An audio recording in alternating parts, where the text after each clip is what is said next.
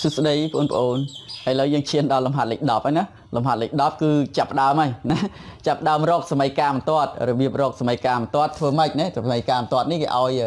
បន្ទាត់ហ្នឹងដែលយើងត្រូវរកហ្នឹងជាបន្ទាត់ដែលស្របទៅនឹងបន្ទាត់មួយទៀត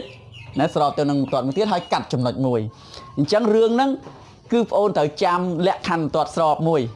ចាំលក្ខខណ្ឌបន្ទាត់ស្របហើយចាំរូបមន្តមួយទៀតរូបមន្តដែលលោកគ្រូបានប្រាប់រូបមន្តដើម្បីរកសម័យកាលបន្ទាត់ដែលស្គាល់មេគុណប្រាប់ទិសហើយនឹងកាត់ចំណុចមួយអូនទៅចាំអីចឹងអញ្ចឹងចាំពីររឿងទី1លក្ខខណ្ឌបន្ទាត់ស្របរឿងទី1លក្ខខណ្ឌបន្ទាត់ស្របលក្ខខណ្ឌបន្ទាត់ស្របបន្ទាត់ D បន្ទាត់ D y ស្មើនឹង ax បូក b បន្ទាត់ D'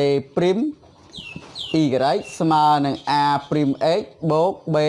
ញ្ចឹងលក្ខខណ្ឌបន្ទាត់ស្របលក្ខខណ្ឌបន្ទាត់ស្របបើបន្ទាត់ D ស្របជាមួយនឹង D' ស្របនឹង D' លុះត្រាតែមិនឆ្លើយមកអូនប្រកាសជាឆ្លើយបានណាលុះត្រាតែមេគុណប្រាប់ទិសរបស់បន្ទាត់ទាំងពីរស្មើគ្នាលុះត្រាតែ a ស្មើនឹង a' ហើយមួយទៀតគឺរបៀបរកសម័យកាលបន្ទាត់របៀបរកសម័យកាលបន្ទាត់សម័យកាលបន្ទាត់ដែលកាត់តាមចំណុចមួយកាត់តាមចំណុចដែលមានគោអរណេវា x អង y អងកាត់តាមចំណុចមួយដែលមានគោអរណេវា x អង y អងកាត់តាមចំណុចមួយនេះលំហាត់នេះកាត់តាមចំណុចមួយហ្នឹងអាហ្នឹងចាអាហ្នឹង x អង y អងអូនតើហ្នឹងដឹងអាហ្នឹងកាត់តាមចំណុចមួយ x អង y អងហើយស្គាល់មេគុណប្រាប់ទិសហើយស្គាល់មេគុណប្រាប់ទិសវាស្គាល់មេគុណប្រាប់ទិសវា a ឬក៏ m ណាអញ្ចឹងសម័យកាលបន្ទាត់នោះរូបមន្តវាម៉េចសម័យកាលបន្ទាត់នោះរូបមន្តវាគឺ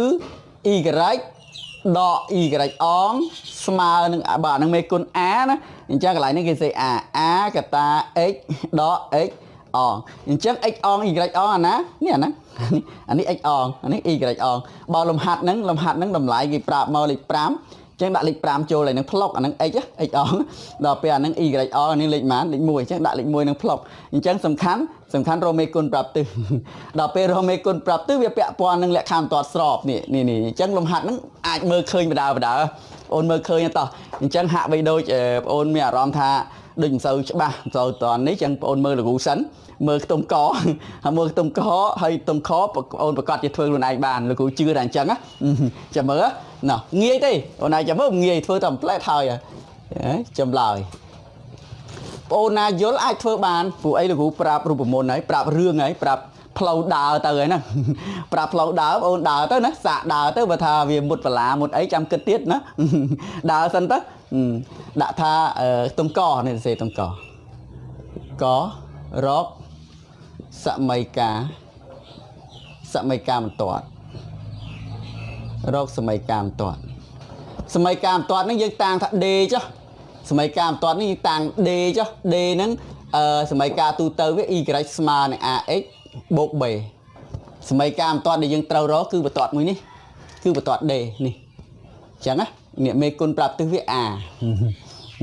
ដោយបន្ទាត់ហ្នឹងវាស្របជាមួយនឹងបន្ទាត់នេះ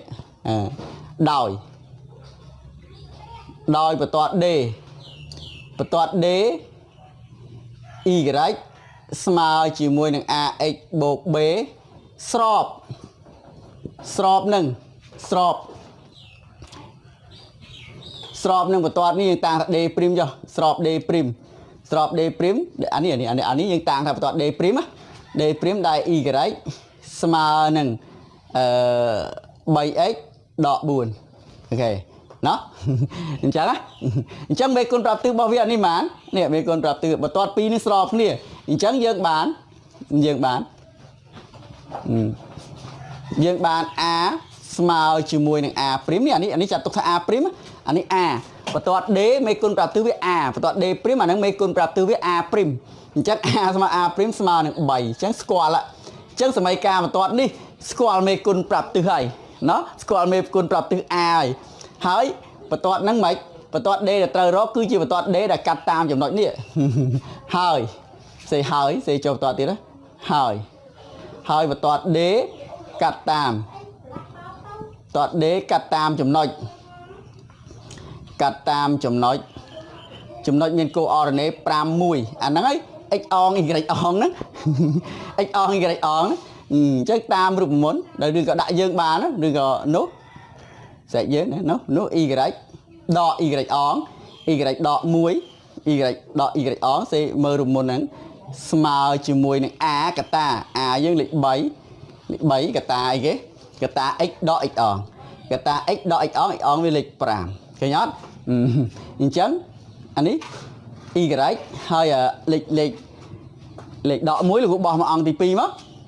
ដក1លោកបោះមកអង្គទី2មកវាទៅជាបូក1ឯងឥឡូវនេះបូក1ឃើញអត់អញ្ចឹងនេះ3គុណនឹងនេះបាន 3x 3នេះគុណដក5បានដកអីគេដក15អញ្ចឹង y ស្មើ y ស្មើអីយន់ y ស្មើនឹង 3x ដក14នេះជាសមីការបន្ទាត់ D ដែលយើងត្រូវរកនឹងហើយបន្ទាត់ D ដែលយើងត្រូវរកនឹងគឺអាហ្នឹងហើយអញ្ចឹងណាតែអ្នកខ្លះគេធ្វើចេះអូនក្បួនមួយទៀតសមីការបន្ទាត់កន្លែងហ្នឹងគេអត់ប្រើរូបមន្តទេគេអត់ប្រើរូបមន្តនេះទេណាគេអត់យករូបមន្តហ្នឹងមកប្រើទេនេះកន្លែងនេះគេអត់ប្រើរូបមន្តទេកាលណាបងអូនអត់ចាំរូបមន្តហ្នឹងគឺយើងមិនបាច់ប្រើរូបមន្តទេគេធ្វើម៉េចអូនកន្លែងហ្នឹងគេធ្វើចេះកន្លែងហ្នឹងគេធ្វើចេះយឹកសេឡៃណាសេប៉ុន្តែលោកសេលុបចេញវិញណាដល់ហើយសេលុបចេញវិញលោកសេធ្វើត្រឹមនេះត្រឹមកន្លែងនេះសេកន្លែងនេះដោយបន្ទាត់ D កាត់តាមចំណុចហ្នឹងអញ្ចឹងយើងបាននេះសេមកបន្ទាត់កន្លែងនេះជំនួសយើងបានគឺមានន័យថាយកតម្លៃអានេះមិនជាតម្លៃរបស់ x មែនអត់អានេះជាតម្លៃរបស់ y យកទៅជំនួសចូលនៅប្រធានដើមនេះ y លេខ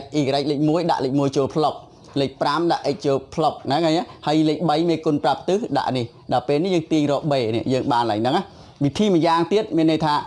ធ្វើពីលើមកដល់ត្រឹមហ្នឹងដូចគ្នាប៉ុន្តែមកដល់កន្លែងនេះយើងមិនអនុវត្តតាមរូបមន្តមែនអត់លោកនិយាយម្ដងទៀតដល់កន្លែងនេះយើងមិនអនុវត្តតាមរូបមន្តសមីការបន្ទាត់ដែលកាត់តាមចំណុចមួយហើយស្គាល់មេគុណប្រាប់ទិសរូបមន្តវាអញ្ចឹង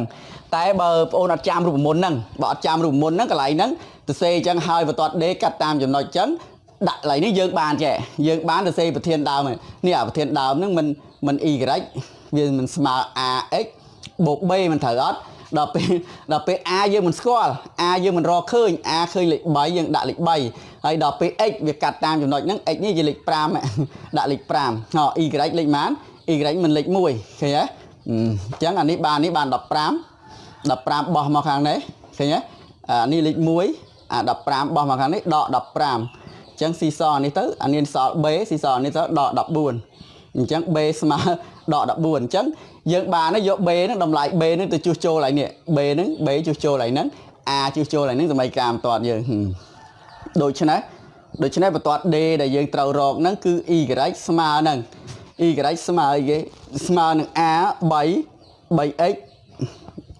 បូក b វាដក14នេះឃើញដូចគ្នាចម្លើយដូចគ្នាអញ្ចឹងមិនតិចដូចគ្នាមួយយ៉ាងម្នាក់ទេអ្នកខ្លះគេធ្វើបែបនេះអូនណាអូនយល់បែបនេះធ្វើតាមនេះមកណាបើគាត់ថាកន្លែងនេះគឺយកប្រធានដើមវាយកមកដាក់ហើយយកតម្លៃ coordinate ហ្នឹងមកជំនួសកន្លែងហ្នឹងមកជំនួសក្នុង x នេះអានេះលេខ3នេះគឺមេគុណប្រាប់ទិស a លេខ3នេះ x វាចេះនេះ y នេះ y លេខ1ជំនួសទៅយើងឃើញតម្លៃ b ពេលនោះយកតម្លៃ b នោះទៅជំនួសចូលឡើងលេខចុងហ្នឹង b លេខដក14 a វាលេខម៉ា a វាលេខ3ឃើញហ្នឹង y សមីការបន្ទាត់វាត្រូវដូចគ្នាណាតែបងប្អូនចាំរូបមន្តក៏អូខេដាក់ជំនួសរូបមន្តចូលអញ្ចឹងយើងសង់តិចមកសង់រូបវាបន្តិចមកសង់រូបអានេះលោកគ្រូលុបចេញវិញណានេះរបស់យាយញ៉ៃសង់រូបដើម្បីសង់រូបត្រូវឲ្យតារាងតម្លៃលេខនៃបន្ទាត់តារាងតម្លៃរវាង x ត្រូវគ្នាតម្លៃលេខត្រូវគ្នារវាង x និង y អញ្ចឹងណាតោះឲ្យតម្លៃលេខនេះបន្ទាត់នេះវាកាត់តាមចំណុចនេះមួយហើយឃើញអត់វាកាត់តាមចំណុចនេះកាត់តាមចំណុចហ្នឹងចឹងឲ្យ coordinate ចំណុចហ្នឹងមួយមិនបាច់ចាំខ្វល់ទេឲ្យ coordinate ចំណុចវាលេខ5 x លេខ5គូដៃគូវា x លេខ5ត្រូវជាមួយនឹង y លេខ1អំជឿអូនឯងសាកជំនួសក៏បានដែរយកលេខ5ជួសចូលប្រធាននេះ 5ជួសចូលមក3គុណ5បាន15 3គុណ5បាន15 3គុណ5បាន15 15ដក14សល់1អញ្ចឹង y មិនលេខ1ណាអញ្ចឹងឲ្យតម្លៃ x លេខប៉ុន្មានទៀតឲ្យតម្លៃ x លេខ6ចុះនេះអូនអត់យល់កាយលោកអត់យល់អាតម្លៃ x តារាងតម្លៃលោកគ្រូនិយាយការធ្វើតារាងតម្លៃការធ្វើតារាងតម្លៃលេខរវាង x និង y តម្លៃ x គឺជាតម្លៃដែលយើងដាក់ស្រេចចិត្តយើងចង់ដាក់លេខ x ដាក់ទៅដាក់លេខប៉ុន្មានដាក់ទៅណាលោកគ្រូដាក់លេខ6ពេលដែលយកលេខ6ទៅជួសក្នុងប្រធានដើមជួសក្នុងប្រធានសមីការបន្ទាត់ y វាមិនស្មើនឹង 3x បូកដក14មែនអត់ដក14ប៉ុន្តែ x យើងឲ្យតម្លៃជាលេខ6អញ្ចឹងកន្លែងហ្នឹងយើងដាក់លេខ6ចូលនឹងវាទៅជា3គុណ6ហើយទូទាត់លេខហ្នឹងy ស្មើនឹង3គុណ6 3គុណ1 18ដក14សល់ប៉ុន្មាន y សល់ប៉ុន្មាន y សល់4អញ្ចឹងកន្លែងហ្នឹង y គឺលេខ4អញ្ចឹងដាក់លេខកន្លែងហ្នឹងអញ្ចឹងបងមួយចំនួនច្រើនណាស់ដែលថាអត់ចេះដាក់តារាងតម្លៃអត់ចេះធ្វើតារាងតម្លៃមិនដឹងឥឡូវបងមើលលោកគ្រូមើលអញ្ចឹងបងគិតអានេះអញ្ចឹងអានេះលេខ5ឥឡូវសាកមើល x ជាលេខ5លេខ5ដាក់លេខ5កន្លែងហ្នឹងដាក់លេខ5ចូលនេះកន្លែងប្រធានហ្នឹងមិន y ស្មើនឹង 3x ដក14នេះ 3x ដក14តែ x នឹងលេខ5ឲ្យដាក់លេខ5ចូលអញ្ចឹង3គុណ5បាន15កន្លែងហ្នឹង15មិន15ដក14 15ដក14មិនសល់1អញ្ចឹង y កន្លែងហ្នឹងមិនលេខ1អញ្ចឹង y កន្លែងហ្នឹងមិនលេខ1ណោះអញ្ចឹងរបៀបឲ្យតារាងតម្លៃឲ្យតែមានសមីការបន្ទាត់ហើយឲ្យតែមានសមីការបន្ទាត់អញ្ចឹងហើយឲ្យតារាងតម្លៃអាចជួលើតម្លៃ x នេះជាលេខដែលយើងដាក់ស្រេចចិត្តយើងស្រឡាញ់លេខ x ដាក់លេខហ្នឹងហើយយកតម្លៃលេខដែលយើងដាក់ចង់ដាក់មិញហ្នឹងស្រេចចិត្តហ្នឹងយកដាក់ហើយយកទៅជំនួសក្នុងប្រធានក្នុងតម្លៃ x តម្លៃយើងដាក់ស្រេចចិត្តនេះយកទៅជំនួសដើម្បីកណរអ៊ី y អញ្ចឹងតម្លៃ y មិនមែនជាតម្លៃដែលយើងដាក់ស្រេចចិត្តទេតម្លៃ y ជាតម្លៃកើតក្រោយពីយើងយកតម្លៃ x ជួសចូលក្នុងសមីការបន្ទាត់អាហ្នឹងបងប្អូនចាំរឿងនេះចាំមើលលោកគ្រូធ្វើហ្នឹងដឹងហើយយល់ហើយណាអញ្ចឹងតារាងតម្លៃយើងអាចគូររូបបានហើយតោះគូររូបតោះអញ្ចឹងតម្រុយអូតូណូមីលោកគ្រូបានសង់រួចហើយក៏បានក្រិតដែរណាតម្លៃនៅលើមួយឯកតារបស់មួយឯកតានៅលើតម្រុយអូតូណូមីទាំង APC AORD ហ្នឹងគឺកម្រិតវាគឺប៉ុនគ្នាណាបងប្អូនដឹងហើយអាហ្នឹងណាដឹងហើយលោកគ្រូមិនបាច់ប្រាប់ទៀតបងប្អូនដឹងដែរអញ្ចឹងឥឡូវយើងចាប់ដើមដាវចំណុចនេះចំណុចដែលបន្ទាត់នឹងកាត់ចំណុចដែលបន្ទាត់កាត់ណាប្រធានលំហាត់នេះចំណុចដែលបន្ទាត់កាត់គឺ coordinate axis វាលេខ5លេខ coordinate វាលេខ1អញ្ចឹងយើងដាវមកលេខ5នៅខាងវិជ្ជមាន2 4 5នេះលេខ5ហើយជាមួយនឹង coordinate វាលេខ1នេះលេខ1អញ្ចឹងសង់ចំណុចហ្នឹងបងប្អូនចេះទេដាវចំណុចហ្នឹងគឺយើងត្រង់ចំណុចត្រង់អាលេខ coordinate លេខ1នេះយើងគូបន្ទាត់ដាច់ស្របជាមួយនឹង axis ណាដូចគ្នាដែរត្រង់លេខ5របស់ axis លេខ5តម្លៃលេខរបស់ axis ហ្នឹងបងអូនគូបន្ទាត់ឈរឲ្យស្របជាមួយនឹង coordinate គូបន្ទាត់កែងបន្ទាត់ដាច់ទាំងពីរនេះវាបានជួបគ្នាអាកន្លែងជួបគ្នាហ្នឹងហើយគឺជាចំណុចកន្លែងជួបគ្នាហ្នឹងហើយគឺជាចំណុចដែលយើងត្រូវសង់បន្ទាត់កាត់តាមចំណុចហ្នឹងបន្ទាត់កាត់តាមចំណុចហ្នឹងដើម្បីសង់បន្ទាត់គេត្រូវឲ្យមាន2ចំណុចណាធ្វើតារាងតម្លៃឲ្យបាន2ចំណុចទើបសង់បន្ទាត់បានបើសិនជាមកចំណុចអញ្ចឹងបងអូនសង់បន្ទាត់មិនដឹងទៅណាស្រេចចិត្តយើងវាអត់មានទិសដៅពិតប្រាកដណាអញ្ចឹងដើម្បីសង់បន្ទាត់នៅលើក្រាបនៅលើប្លង់ coordinate នៅក្នុងតម្រុយអូតូណូមីហ្នឹងគឺយើងត្រូវតែឲ្យតារាងតម្លៃធ្វើ2ចំណុចយ៉ាងតិច3 4ចំណុចក៏បានដែរប៉ុន្តែជាទូទៅគេធ្វើតែ2ចំណុចគូលឿនសង់លឿនអញ្ចឹងវាមួយទៀត coordinate វា x 6 y 4 x 6 y 4រាប់ឡើងលើ2 4នេះ4អញ្ចឹងធ្វើដូចម៉េចណាបងអូនត្រូវលើ axis លើ coordinate លេខ4ហ្នឹងបងអូនត្រូវគូបន្ទាត់ដាច់ឲ្យស្របជាមួយនឹង axis ដូចគ្នាដែរត្រង់ axis គូបន្ទាត់ដាច់ឲ្យស្របជាមួយនឹង coordinate បន្ទាត់ដាច់ទាំងពីរនេះវាបានជួបគ្នាកន្លែងកែងហ្នឹងបានចំណុចអញ្ចឹងបន្ទាត់ដែលយើងត្រូវសង់គឺបន្ទាត់នេះអញ្ចឹងយើងភ្ជាប់2ចំណុចហ្នឹងមកអូនភ្ជាប់2ចំណុចនេះចំណុច2ហ្នឹងដែលយើងត្រូវសក់ភ្ជាប់ទៅដើម្បីបានជាបន្ទាត់ហ្នឹងហើយគឺជាសមីការបន្ទាត់ដែលយើងរកហ្នឹងគឺជាបន្ទាត់ដែលយើងរកហ្នឹងណានេះរូបផ្ដាននៅធំតិចចុះអាហ្នឹងវាជាចម្លើយនៃបន្ទាត់នេះចម្លើយរបស់លំហាត់របស់យើងសមីការបន្ទាត់ហ្នឹងនេះអាហ្នឹងជាបន្ទាត់ដែលយើងរកហ្នឹងគឺ គឺបន្ទាត់D បន្ទាត់ D y ស្មើអីគេស្មើនឹង 3x ដក 14 នេះបន្ទាត់មួយណានៃការបន្ទាត់នេះចប់ហើយលំហាត់ហ្នឹងចប់ហើយណាចាឥឡូវសល់ខ្ទង់ខបងអូនធ្វើខ្លួនឯងធ្វើកើតទេអូនធ្វើដូចលំនាំដូចគ្រូអញ្ចឹងនេះដាក់បន្ទាត់ D អញ្ចឹងមកណាឥឡូវលោកគ្រូជួសកន្លែងហ្នឹងតិចបើកផ្លូវកន្លែងហ្នឹងតិចសរសេរបន្ទាត់ D នឹងដដែលលំនាំឲ្យ D' D' វាអានេះដាក់ខ្ទង់ខលោកគ្រូបើកផ្លូវកន្លែងហ្នឹងតិចដាក់សេរកសមីការបន្ទាត់ D ហើយដោយ D អញ្ចឹងមេគុណអានេះស្របជាមួយនឹងបន្ទាត់ D' បន្ទាត់ D' វាបន្ទាត់ D' វាយើងសេប្រធានដើមវានេះបន្ទាត់ D' វាអីគេ 3x ដក 2y បូក 5 ស្មើ 0 ហើយយើងទៅសេឲ្យចូលរៀងទូទៅឬឲ្យសេរៀងទូទៅយើងយកអាហ្នឹងយកមកដោះស្រាយណាវីដេអូមុនលោកគ្រូធ្លាប់បង្រៀនធ្លាប់ប្រាប់ហើយណាទៅសេរៀងទូទៅគឺ 3x ដក 2y បូក 5 ស្មើ 0 បោះ 2y មួយអង្គនេះព្រោះយើងឃើញដកកុំឲ្យសាំញ៉ាំមួយសញ្ញាដោះ 2y មកខាងនេះទៅជាបូកអញ្ចឹងអានេះវាទៅជា 3x បូក 5 ទីរក y នាំ y ស្មើនឹង 3x បូក 5 ចែកឲ្យ 2 អញ្ចឹងយើងចាប់ដើមផ្ដាច់ទៅ 3 ភាគ 2x បូក 5 ភាគ 2 នេះជាបន្ទាត់ D' y បន្ទាត់ D' y ស្មើនេះ y ស្មើហ្នឹងអញ្ចឹងកន្លែងហ្នឹងយើងសេឬ y ស្មើ y ស្មើនឹង 3 ភាគ 2x កន្លែងនេះលោកគ្រូអត់សូវបញ្យលអីវែងឆ្ងាយច្រើនព្រោះលោកគ្រូសង្ឃឹមថាការមើលវីដេអូលោកគ្រូមុនលោកគ្រូបានដោះស្រាយចេះផ្ដាច់ចេះអីហ្នឹងអាហ្នឹងផ្ដាច់អញ្ចឹងបងប្អូនរៀនធ្វើអាហ្នឹងផងណារៀនគិតអាហ្នឹងតិចទៅកុំចាំបាច់គេប្រាប់ទាំងអស់ពេកនោះណាហ្នឹងហើយ